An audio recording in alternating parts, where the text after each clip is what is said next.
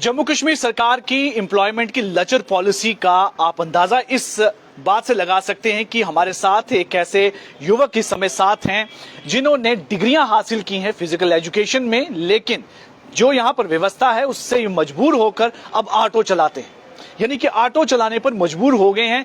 ये आप साफ अंदाजा लगाइए कि एक पढ़ाने वाला व्यक्ति जिसकी काम था बच्चों को पढ़ाना, उनको फिजिकल एजुकेशन में उनको शिक्षा देना, लेकिन आज जब यहाँ की व्यवस्था देखिए किस तरह से कि गेस्ट लेक्चर के तौर पर इन्हें लिया जाता है, लेकिन उसके बाद जब इन्हें डिसंगेज कर दिया जाता है, दोबारा से वहां पर काम नहीं मिलता और एक ऑटो चलाने पर मजबूर होते हैं। वही हालत इनके दूसरे साथियों की भी है, और इनके साथ इनकी नहीं, इनके साथ कई सौ ऐसे जो इनके जैसे ही साथी हैं जो फिजिकल एजुकेशन में उन्होंने डिग्रियां हासिल की, बीपीएड किया, एमपीएड किया, पीएचडी करी है, जितने भी जो जरूरी एजुकेशन के क्वालिफिकेशन होनी चाहिए वो सब इनके पास है, लेकिन इनके पास सिर्फ एक नौकरी नहीं है। सरकार अपनी तरफ से कई तरह के इनको वादे तो करती है, लेकिन वादे पे खरा नहीं उतरती। पूरा मामला इनसे सुनते हैं, आखिर क्या मजबूरी होगी? आप तो पढ़ाते थे एमए कॉलेज में और वहां पर पढ़ाने के बाद फिर से ऑटो चलाने लग पड़े, ये क्या हो गया?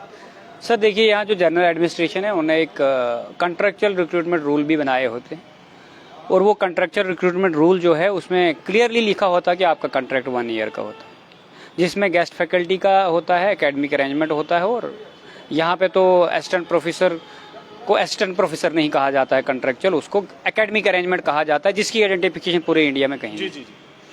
अगर वो एक्सपीरियंस भी गेन कर लेता है फिर भी वो आउट ऑफ इंडिया जाके किसी कॉलेज में पढ़ा नहीं सकता, क्योंकि उसका एक्सपीरियंस ही कंसिडर नहीं होगा। दूसरी बात, यहाँ पे जो कॉन्ट्रैक्ट था और उसमें value added course health and wellness 2020 national education policy में इम्प्लीमेंट हुआ, जिसमें एलिजिबिलिटी क्राइटेरिया फिजिकल एजुकेशन और एमबीबीएस का है, वही ये सिलेबस पढ़ते हैं। जो सिलेबस हेल्थ एंड वेलनेस का है वो हमारे ही सब्जेक्ट में है, आधा आधा है ईवीएस में या होम साइंस में, वो एक एक यूनिट है। बट जम्मू कश्मीर में क्या है कि परेड कॉलेज जो टॉप है, कॉमर्स हो गया, साइंस हो गया, कॉमर्स में मैंने पिछले साल काम किया था, लेकिन इस साल वहाँ पे कोई भी नहीं लगाया गया। उन्होंने कहा नहीं जी हम मैनेज करेंगे, मैनेज नहीं कर रहे हैं। जैसे परेड कॉलेज में है, उन्होंने आरटीए में जवाब दिया हम होम साइंस वाले से पिछले 2020 से आज तक पढ़वा रहे हैं हमारी जगह। अब देखिए दूसरी बात आती है, फिजिकल एजुकेशन का जो सब्जेक्ट है वो व्यक्ति पढ़ा रहा है जिसका इससे कोई लेना देना नहीं, जो एलिजिबल ही नहीं है, एलिजिबल भी नहीं। अब हायर एजुकेशन से आ जाते हैं हम नीचे क्या बोलते हैं गेजेटेड पोस्ट पे, लेक्चरर की पोस्ट पे। लेक्चरर की पोस्ट जो फिजिकल एजुकेशन की है, पूरे जम्मू कश्मीर में प्राइवेट स्कूलों में हर जगह कंपलसरी फिजिकल एजुकेशन सब्जेक्ट है, लेकिन हमारे रूरल एरियाज में आप चले जाओगे, पूरे जम्मू कश्मीर में कहीं भी फिजिकल एजुकेशन का सब्जेक्ट बच्चे को पढ़ने को नहीं मिलेगा, पूरे रूरल एरिया चनाब वैली में किसी स्कूल में। तो लेक्चरर की पोस्ट इनको क्रिएट करने की जरूरत ही नहीं पड़ती। लेकिन यहाँ से हमारे माननीय प्राइम मिनिस्टर साहब खेलो इंडिया जैसी स्कीमें लाते हैं, जिसका ज्ञान बांटने के लिए वो स्कूल में कोई सब्जेक्ट ही नहीं पढ़ाते हैं, बोलते हैं हाँ जी हम पढ़ाएंगे। क्वांटिटी में ये पार्टिसिपेशन करवाते हैं, लेकिन क्वालिटी में उन बच्चों के पास कोई स्किल नहीं होती। वो पता भी लगता है जब मेडल जब मेडल आते हैं। हाँ ये बात है, क्योंकि अब मैं फैक्ट बताने जा रहा हूँ कि ग्राउंड पे क्या हो रहा है। ठीक है। फैक्ट ये है कि एनवाईसी जो वॉलंटरी की बात कैबिनेट में की गई है, वो एनवाईसी वॉलंटरी जो हैं वो तो ग्रेजुएट हैं या तो 12th पास हैं, और वो फिजिकल एजुकेशन में किसी भी किस्म की कोई भी डिग्री नहीं रखते हैं, बल्कि हमारे रूरल एरिया हायर सेकेंडरीज में वही एज ए पीटी का काम कर रहे हैं, एज ए लेक्चरर का काम कर रहे हैं। तो इसके बाद इस समय सिचुएशन क्या है? जैसे आरई की, अब जो आरई के है, अब हम आरई के पे आते हैं। आरई के मिडिल स्कूल और हाई स्कूल के लिए जॉब क्रिएशन का पॉलिसी क्रिएट किया गया 2017 में, और 19 में इम्प्लीमेंट हुआ।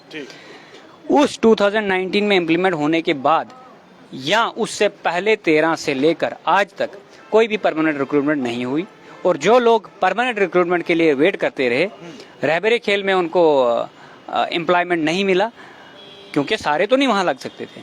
जो equal opportunity under the article of Indian constitution article 14 या 16, 15 के तहत चाहते थे, वो नहीं मिली, क्योंकि प्रॉपर चैनल से रिक्रूटमेंट नहीं हुई। अब हम कह रहे हैं कि हमें on the basis of merit permanent recruitment दी जाए। ये आज का नहीं, जब मैं इस पॉलिसी को क्रिटिसाइज करने लगा था और मैं नौकरी लगा था तब से कर रहा हूँ। रहबरे खेल की बात कर, मैं तब से कह रहा हूँ कि ये गलत है, क्योंकि मेरी स्टडी लीव रोकी गई थी। अगर अब मैंने नया एम्प्लॉयमेंट रहना, सिर्फ मैं नहीं हूँ, मैं नहीं हूँ, मेरे पीछे जो इतने अनएम्प्लॉयड 20,000 लोग हैं, उनका मौलिक अधिकारों का हनन हो रहा है, क्योंकि उनको परमानेंट इक्वल अपॉर्चुनिटी नहीं मिल रही है एम्प्लॉयमेंट में। क्योंकि इसमें ये लूप होल था, ये परसेंटेज और जोनल लेवल पर रिक्रूटमेंट हुई थी। हाँ बिल्कुल, मतलब आप बता रहे थे कि उसमें जो कि ये क्रिएट नहीं की गई पोस्टें उनके लिए रिजर्व रखेंगे, जो पोस्ट क्रिएट होगी या जो वैकेंट है। आप बताइए अगले 10 साल में, आने वाले 10 साल में कोई रिक्रूटमेंट इस डिपार्टमेंट में नहीं होगी। मैंने आपको हायर एजुकेशन से लेकर लोअर एजुकेशन तक, एलिमेंट्री एजुकेशन तक सारा बता दिया। अब हमें बताएं कि यूथ सर्विस एंड स्पोर्ट्स के जो कैबिनेट मंत्री साहब हैं, उन तक अगर मेरी बात आपके माध्यम से पहुंच रही है कि हमें कौन से डिपार्टमेंट में नौकरी लेनी है, क्या हम अकाउंट असिस्टेंट की नौकरी, पूरा जम्मू कश्मीर अकाउंट असिस्टेंट की नौकरी परमानेंट लेगा? बाकी सारे डिपार्टमेंट को आप रहबरी के हवाले करते हैं कि उनको, आप लोगों को सिर्फ अगर बता दें कि आपके लिए नौकरी कौन सी बची है। हाँ, उस फैक्ट पे थोड़ा सा फिजिकल वर्क किया जाए, और बजट सेशन को चल रहा है, बजट को इंक्रीज करके पोस्टों को क्रिएट करके इक्वल अपॉर्चुनिटी रहबरे खेल्स को भी और हमें भी रिटर्न बेस पे रिक्रूटमेंट की। बिल्कुल, हमारे साथ एक और साथी हैं, उनके पास भी इसी तरह की क्वालिफिकेशन है फिजिकल एजुकेशन की, और इस समय पंजाब में किसी वहां पर एक पढ़ा रहे हैं। लेकिन पूछते हैं, आप बताइए कि आपकी किस तरह की इस समय जर्नी रही और क्या स्थिति है इस समय? सर एक्चुअली जर्नी ये है कि स्थिति तो बता नहीं सकते। J&K में रह के J&K में अनएम्प्लॉयमेंट इतना हाई हो गया, जो हमारा फिजिकल एजुकेशन का स्पेशली होना नहीं चाहिए था, बदकिस्मती से हो गया है। अब ये हुआ कैसे, जैसे एक्चुअली हमारे पास फिजिकल एजुकेशन पोस्ट जो क्रिएटेड पोस्ट हैं, मैं आपको शॉर्ट में डिपार्टमेंट की चीजें बता दूंगा, बस ज्यादा मुझे बोलने की। मुझे जरूर वो बताइएगा कि आखिर पोस्ट कितनी थी, और जब RE वगैरह किया तो उसके बाद क्या स्थिति? देखो सर, 7,311 पोस्ट्स हैं total. Notification uncovered schools, uncovered means कि उनका फाइनेंशियल बजट नहीं है, दैट मीन्स वो अनकवर्ड है। हमारे J&K में जो फाइनेंशियली बजट दिखाए गए हैं वो 3100 समथिंग पोस्ट है, 3,100 यहाँ पे मेरे पास है डाटा, 3,101 पोस्ट जिनका फाइनेंशियली बजट हुआ है। जो अनकवर्ड हैं वो है 7,311। फिर उसके बाद 2017 में एक पॉलिसी इन्होंने लाई जो 19 में इम्प्लीमेंट की, उसमें इन्होंने शायद 2,500 के 2,700 के 3,000 को रिक्रूटमेंट किया। उस रिक्रूटमेंट के बजाय ये नहीं लिखा था कहीं भी कि हम आने वाली जो भी जनरेशन हैं जो उनका करियर खराब करेंगे, जो उन बेचारों को 3,000 पे हम नौकरियां देंगे, मजदूरी, ये दिन को मजदूरी करता है बंदा फिर भी 500 ले, उन बेचारों का क्या हाल होगा 3,000 रुपए पे वो नौकरी करते, उनके साथ भी इनजस्टिस करते। ये सरकार जो है ना, इनसे हम यही रिक्वेस्ट करते हैं कि वो अगर वो उनको परमानेंट करना है सर, उसका अल्टरनेट ना ढूंढो, उनको फाइनेंशियली बजट करो। जी, उनको फाइनेंशियली जो बजट करना है तब जाके उनका कुछ होगा। ऐसे आप यहाँ भी नहीं टिक पाएंगे, वो बेचारे ना उधर के रहे, वो कहते हैं ना वसाले सनम इधर के रहा ना उधर के, है ना। लेकिन यही हालत इस समय जैसे बनी हुई है, अगर उनको ही परमानेंट करना पड़ा तो तब क्या हालत होगी? अगर मान लीजिए RE में जितने इन्होंने रिक्रूट अभी तक कर दिए हैं, फिर बाकियों का क्या होगा? सर सबका हक होता है, थोड़ा सा सर सबका हक होता है, उनका भी हक है, हमारा भी हक है। अगर उनको करते हैं मगर सर वो सोच के करें ना कि एक स्कीम बनाई जाए, उनके लिए अलग बजट लाया जाए, उनका भी बेनिफिट हो जाएगा। एक साइड हमारा होगा, जैसे पोस्ट है अभी 923 पोस्ट है, ये हमारे लिए निकाली जाए, हमारा भी भला हो जाएगा। अब उन्होंने असेंबली में कह दिया कि जो ये 923 पोस्ट है ये उनके लिए फ्रीज कर दी जाए, लॉक की जाए। जब उनका टाइम पीरियड खत्म हो जाएगा तो उनको वहाँ पे अपॉइंटमेंट कर देंगे, और आने वाली जितनी भी रिटायरमेंट होंगी, ठीक है, तो वहाँ पे जितनी अगर 10 हो रही है 2 मंथ में, तो उनको एडजस्ट करते रहेंगे। तो वो टाइम होते होते तो 10 से 15 साल हो जाएंगे।